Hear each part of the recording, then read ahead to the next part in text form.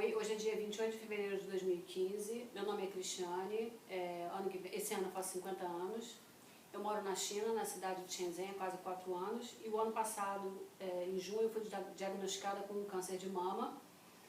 Para quem está familiarizado com a terminologia, infiltrante, um linfonodo contaminado e hormônio dependente. Nesses últimos 6, 7 meses eu fiz o tratamento de quimioterapia, depois a radioterapia, agora estou tomando o tamoxifen. Esse é o tratamento convencional para o câncer, tratamento que ninguém pode abrir mão, porque hoje é o que existe comprovadamente de eficiente para você conseguir se curar de um câncer. Mas, depois que eu descobri esse câncer, várias pessoas, amigos, o rapaz do mercadinho chinês do mercadinho aqui de baixo, pessoas que tiveram câncer antes, vieram falar comigo de tratamentos alternativos, principalmente ligados à alimentação. Mas tem tanta coisa na internet, tem tanto blog, tem tanta gente ganhando dinheiro com dietas miraculosas, que a gente fica na dúvida do que acreditar e o que não acreditar, né? Principalmente quando a gente é cético, um pouco como eu sou. Aí eu não me lembro mais porque, em determinado momento, caiu nas minhas mãos um livro chamado Anticâncer. E eu não acredito em coincidência, então não acho que ele caiu nas minhas mãos por acaso.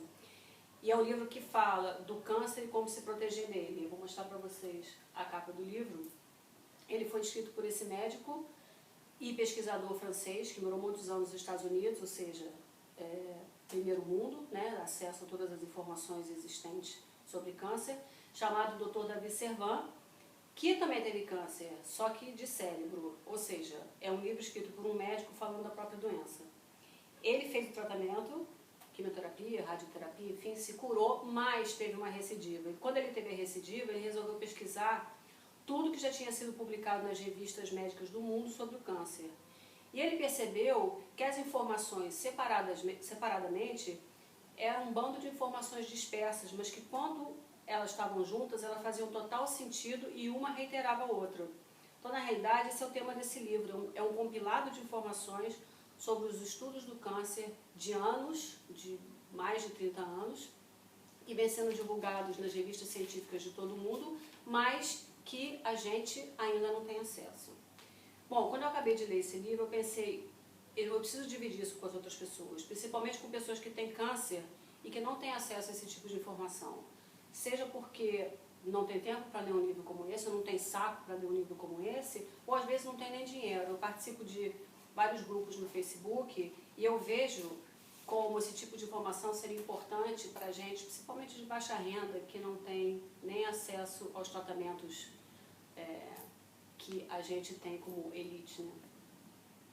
Agora, o que me conquistou nesse livro foi que ele foi respondendo todas as minhas dúvidas, comprovando as respostas com as pesquisas científicas, nada de achismo, esoterismo, paranormalidade, nada disso, né? Então, assim, por que uma pessoa tem câncer e a outra não? Por que existe menos câncer de mama e próstata aqui na Ásia, na China, do que nos Estados Unidos? Por que a gente não pode aquecer um plástico no micro-ondas? Se a gente é carnívoro, né, o ser humano é carnívoro, por que a gente não pode comer proteína animal? Existe realmente uma epidemia de câncer? O que exercício físico tem a ver com câncer? Gente deprimida tem mais chance de desenvolver um câncer?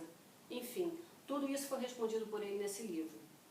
Mas o que me ganhou de vez foi quando ele disse o seguinte: muita gente ainda vê o câncer como uma questão de sorte ou azar. Como não há nada a fazer, os pacientes ficam esperando o lançamento de algum novo remédio pela indústria farmacêutica passivamente. O que o Dr. Servan diz, e que eu me identifiquei de imediato, é que esse tipo de pensamento, ele rouba do paciente o poder de agir, rouba da gente o poder de agir. E não agir no sentido ilusório do pensamento positivo, mas no sentido real. Eu vou confessar para vocês uma coisa, nada me deixava mais para baixo do que as pessoas que chegavam para mim e diziam: Cris, se Deus quiser, você vai sair dessa. Vocês entendem? Como se só me restasse rezar e esperar, como se a minha vida não fosse mais uma propriedade minha. Só que nos últimos 30 anos, a ciência fez avanços extraordinários e demonstrou que todo mundo tem a habilidade de se proteger contra o câncer. Pode hoje não haver provas formais que um determinado comportamento, ou alimento, ou substância possa causar um câncer, mas existem suposições suficientes para que a gente pare de achar que isso é coisa de natureba, zen budista, Greenpeace e todos esses outros rótulos que desmoralizam tudo de sério que vem sendo pesquisado sobre o câncer há anos no mundo inteiro. A gente não pode esquecer uma coisa super importante, que as mudanças levam tempo para acontecer. Então, eu vou trazer 2 exemplos para vocês. Por exemplo, o cigarro. Essa cena aqui é daquele seriado Mad Men, que se passa em 1950. Em 1950, 80% dos homens ocidentais fumavam. E isso era considerado perfeitamente inofensivo. Inclusive, o remédio era receitado o cigarro era receitado como remédio.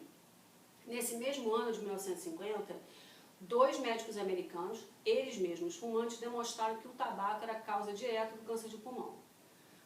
Foi preciso 22 anos para que se adotasse a primeira medida governamental contra o fumo. E, gente, 57 anos para que fosse proibido o fumo nos locais públicos. Quer dizer, em alguns países, porque aqui na China só foi proibido no ano passado. E ainda assim as pessoas continuam fumando livremente nos restaurantes. Vocês querem outro exemplo? Esse senhor aqui se chama Dr. Marshall, que em 1980 descobriu que o principal causador das úlceras de estômago e duodeno era uma bactéria. Ninguém quis acreditar nele, então ele se injetou com a própria bactéria e ele próprio se curou através de antibióticos, inclusive antibióticos bem baratos. Apesar disso, só 10 anos mais tarde é que a descoberta do Dr. Marshall começou a influenciar o tratamento das úlceras. E precisou mais 10 anos para ele ganhar o Prêmio Nobel de Medicina. Ou seja, gente, se a gente for ficar esperando que a comunidade científica entre num acordo, que as empresas envolvidas com a comercialização de alimentos e de remédios abram mão dos seus lucros, o que é principalmente uma coisa muito difícil, a gente vai morrer no meio do caminho, literalmente. Enfim, esse é o momento em que você escolhe assistir a segunda parte desse vídeo ou não. Se você escolher assistir, você pode clicar aqui no link. Espero que você opte por continuar aqui comigo, porque eu acho que informação nunca é demais. A gente pode acreditar ou não acreditar, mas ter a informação é ter o poder nas nossas mãos. Até a próxima.